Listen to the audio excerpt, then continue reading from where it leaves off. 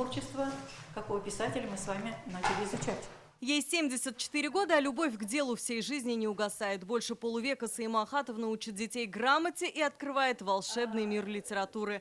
Здесь нет заученных фраз и скучных заданий. Мнение учеников – главная ценность. Уважение к учителю заслужено годами. Мы мальчики, мы очень любим попинать мяч, поиграть во что-то. Уроки Саимы Ахатовны становятся очень интересными. Она уже учитель со стажем, и она может нам на уроках рассказать свой жизненный опыт, истории из жизни, и может приукрасить нашу тему урока стихотворениями. Среди учеников Саимы Ахатовны руководитель администрации Раиса Азгат Сафаров. Его главные подарки – книги, говорит она. Саима Сабирова их бережно хранит в своей библиотеке.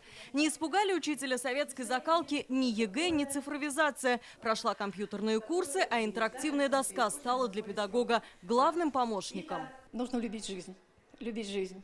Потому что, помните высказывание Николая Островского: «Самое дорогое человека – это жизнь.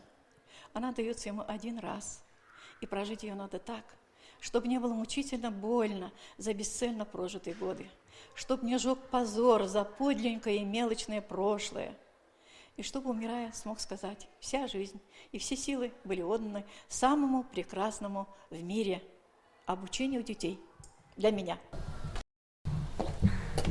После 6 уроков русского и литературы в день жизнь только начинается, шутит Саима Ахатовна. Председатель Совета ветеранов всегда на связи со своими серебряными и золотыми подопечными. Лекарства, продукты, да и просто справиться о здоровье. На все она находит время.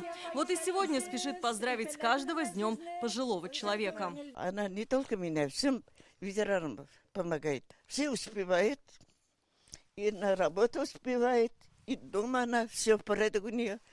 И везде она такая. Вот это Мона Лиза. Я всегда вспоминаю Джоконду Леонардо да Винчи.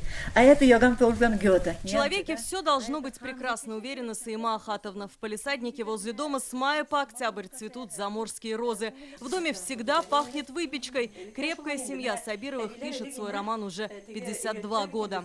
С мужем они воспитали дочку и сына, теперь радуются успехам внуков. Многие живут вдали от них, но даже за тысячи километров любовь к бабушке не угасает. Частые звонки из Индонезии от внучки – дело привычное. Я тебя очень сильно люблю и очень сильно скучаю. Я тебе желаю крепкого здоровья, такого, чтобы мы еще столько же с тобой виделись и общались. У нас равноправие. Я, конечно, всегда прислушиваюсь. Были времена, когда было очень трудно, но она, вот как настоящая жена, всегда меня поддержала. Саима Сабирова уверена, залог активного долголетия – это любовь к работе, семье, близким.